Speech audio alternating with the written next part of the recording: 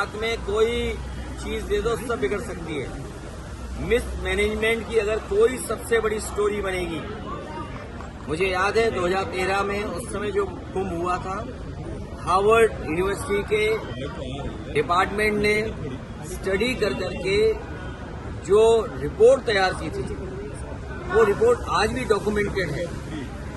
उस समय इतना मिसमैनेजमेंट नहीं दिखाई दिया, कम बजट में वो हुआ था, लेकिन इन्होंने प्रचार बहुत किया, बजट ज्यादा दिया, दोनों सरकारें लग गई, उसके बावजूद भी भगदड़ में लोग मर गए, सड़कें जाम रहीं, लोगों को रात दिन गुजारना पड़ा अपनी गाड़ियों में बैठ करके, सड़कें हर तरफ दूसरे स्टेट तक ब्लॉक रहीं, ट्रेनों का जो इंतजाम करना था ट्रेन नहीं पहुंच पाई, पूरी ट्रेन नहीं चलाई, संख्या नहीं चलाई उतनी, भगदड़ मच गई, उसमें भी लोगों की जान चली गई। इस सरकार ने कुंभ के बहाने न जाने कितनों की जान ले ली है। सर, ट्रेन हादसा जो हुआ और उसके बावजूद भी ट्रेन उसके में किसी को जिम्मेदारी नहीं ठहराई गई, उल्टा जांच हो रही है। इसलिए ठहराई क्योंकि उनकी कोई तैयारी नहीं थी।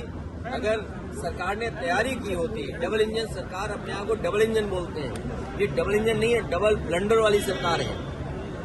सर, 144 साल की जो अफवाह फैलाई गई, क्या मानते हैं कि उसके ऊपर भी कार्रवाई होनी चाहिए, इसलिए झूठ अफवाह? देखिए, भारतीय जनता पार्टी के लोग मनमानी करते हैं। भारतीय जनता पार्टी के लोग बहुत साइंटिस्ट हैं और उनका जो कुछ भी कथन है वो रिसर्च बेस्ड है। तो मुझे लगता है कि जो 144 साल का जो उन्होंने संख्या बताई है कि महाकुंभ 144 साल बाद हो रहा है, तो कोई न कोई उनकी रिसर्च, साइंटिफिक अप्रोच या किसी न किसी जो एस्ट्रोनॉमी को जानते हैं उनसे राय मशवरा लेकर के ही किया होगा।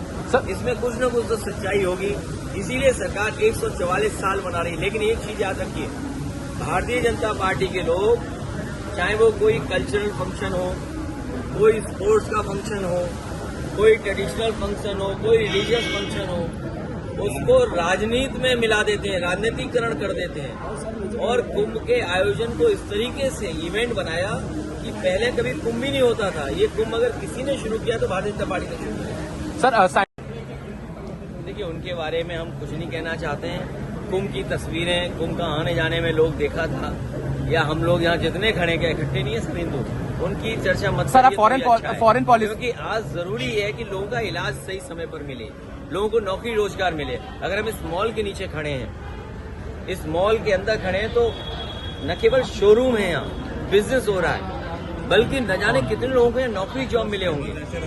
SCL बगल में है, कई हजार लोगों को, बच्चों को प्रोफेशनल अच्छे जॉब मिले हैं। कम से कम हम लोगों ने डिलीवरी बॉय नहीं बनाया, व्हाइट कॉलर जॉब SCL में दिया है। कैंसर इंस्टीट्यूट बनी है तो जॉब पा रहे हैं लोग। ये सामने आपको बिल्डिंग दिखाई दी, जॉब पा रहे हैं वहाँ पर। आपका इकाना स्टेडियम है, कम से कम आप वर्ल्ड मैप में तो दिखाई दे रहे हैं इकाना स्टेडियम के नाम पर। इन्होंने बस स्टेडियम का नाम बदल दिया, कैंसर इंस्टीट्यूट का नाम बदल दिया, यही इनका सबसे बड़ा काम। सर, फॉरेन पॉलिसीज की आप बात करते हैं, अमेरिका से जो तीसरा इमिग्रेंट्स का जो जहाज है उसको उसी तरह से भेजा गया, उसमें कोई बदलाव नहीं हुआ जिस तरह से भेजा गया, इनह्यूमन तरीके से। देखिए, अमेरिका बहुत ताकतवर देश है, व्यापारिक दृष्टि से भी और अन्य तरीके से भी। ये सरकार की कमजोरी दिखाई दे रही है कि जब देश के प्रधानमंत्री गए, उसके बावजूद भी अमेरिका उन लोगों को हथकड़ी और बेड़ियां बांध करके भेज रहा है। इससे ज्यादा हमारे देश का अपमान और क्या हो सकता है कि हमारे नागरिक बेड़ियों में, हथकड़ियों में आ रहे हों। और उससे भी बड़ी बात यह है कि जो लोग ये सपना दिखा रहे हैं कि हमारा विकसित भारत है, हमारी $5 ट्रिलियन की इकोनॉमी है, हम विश्व गुरु हैं, तो सोचो नौकरी के लिए लोगों को अपने खेत बेच के जाना पड़ रहा है, जमीनें बेच करके जाना पड़ रहा है, घर परिवार से उधार लेकर जाना पड़ रहा है। क्या यही विश्व गुरु का सपना था कि लोग उधार लेकर के जाएं, पकड़े जाएं, तो वो फौज वहां की बेड़ियों में, हथकड़ियों में आपको वापस भेज दे? दिल्ली के मुख्यमंत्री का चेहरा अब तक नहीं क्लियर हो पाया है।